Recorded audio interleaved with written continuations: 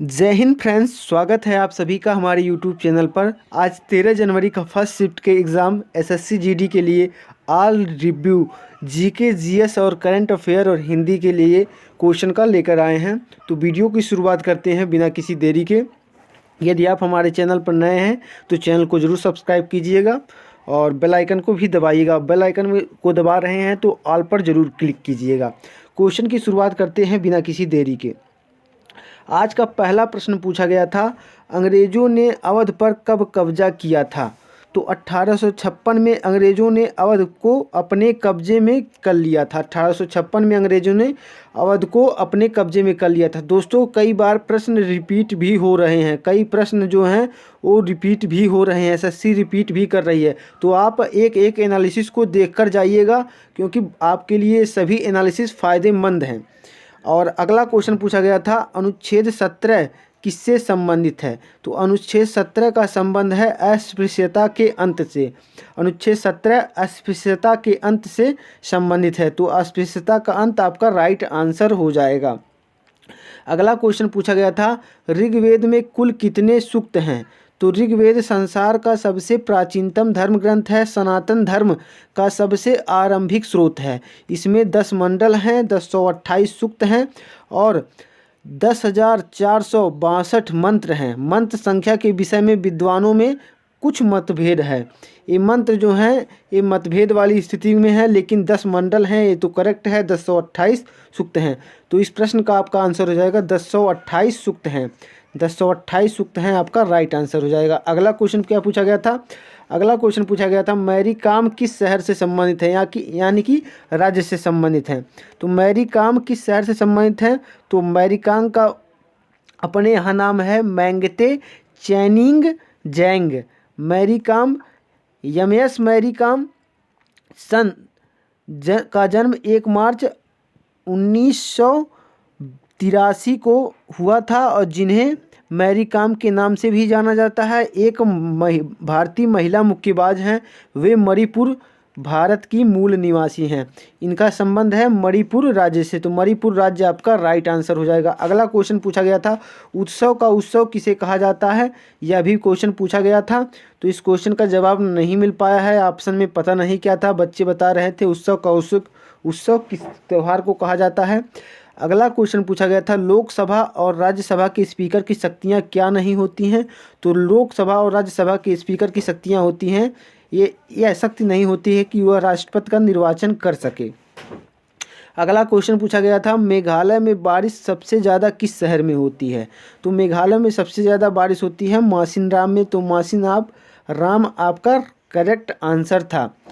अगला क्वेश्चन क्या पूछा गया था? अगला क्वेश्चन पूछा गया था, भारत का पहला टायर पार्क कहाँ बना है, यानी कि कहाँ खोला जा रहा है?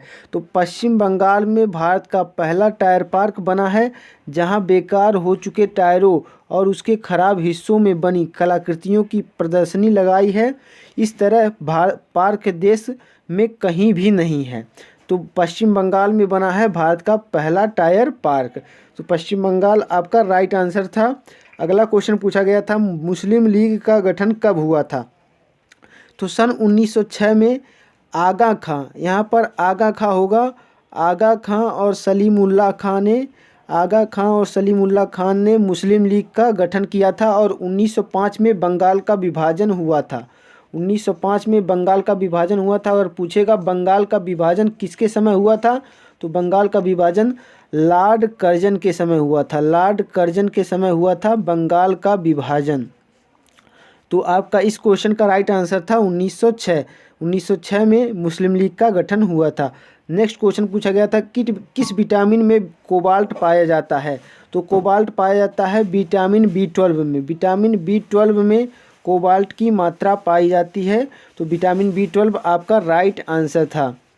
और दोस्तों, कई शिफ्टों में पूछ रहा है कि विटामिन के रासायनिक नाम, तो विटामिन ए से लेकर आप ई और के, ABCDE और के सभी के रासायनिक नाम याद कर लीजिए। वैसे तो रासायनिक नाम याद करने की एक ट्रिक होती है, रथ एक टॉफ़ी, इस प्रकार से आप सभी विटामिनों के नाम याद कर सकते हैं बहुत आसानी से। र से रेटिनॉल, थ से थायमिन, ए से एस्कॉर्बिक एसिड, कै से कैल्सीफेरॉल और टे से टोकोफेरॉल और फै से फिनोक्फेथलीन। तो आप सभी के विटामिन नाम याद कर सकते हैं इस प्रकार से रथ एक टॉफी की मदद से। अगला क्वेश्चन क्या पूछा गया था? अगला क्वेश्चन पूछा गया था मुख्य मौर्य साम्राज्य का अंतिम शासक कौन था? मौर्य साम्राज्य का अंतिम शासक था बृहद्रथ। बृहद्रथ मौर्य साम्राज्य का अंतिम शासक आपका हो जाएगा राइट आंसर। अगला क्वेश्चन पूछा गया था भारतीय हाई कोर्ट कब स्थापित किया गया था? तो भारतीय उच्च न्यायालय अधिनियम 1861 के तहत जारी किया गया है। इसकी औपचारिक घोषणा जुलाई 1862 को खोला गया था। सर बोर्न्स पिका कलकत्ता उच्च न्यायालय के पहले मुख्य न्यायाधीश थे। तो भारतीय उच्च न्यायालय कब स्थापित किया गया था? तो 1861 आपका राइट आंसर था। अगर 1861 नहीं ऑप्शन में है तो 1862 आपका राइट आंसर था।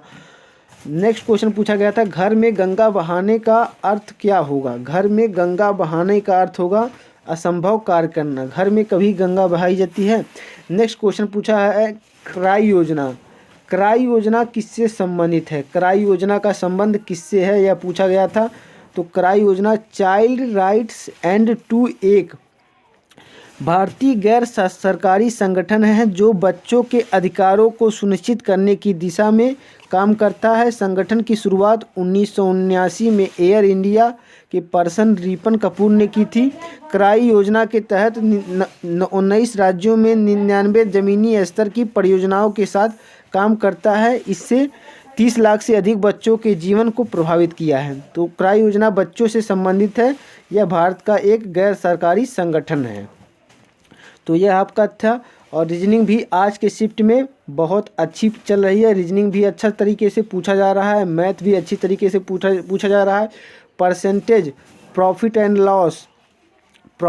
लॉस CISI से आपके 5 से 6 क्वेश्चन बन रहे हैं। इन्हीं चैप्टरों से 5 से 6 क्वेश्चन बन रहे हैं।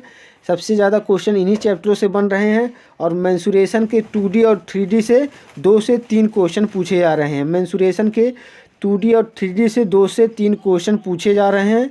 तो इन्हें भी देख कर जाइएगा।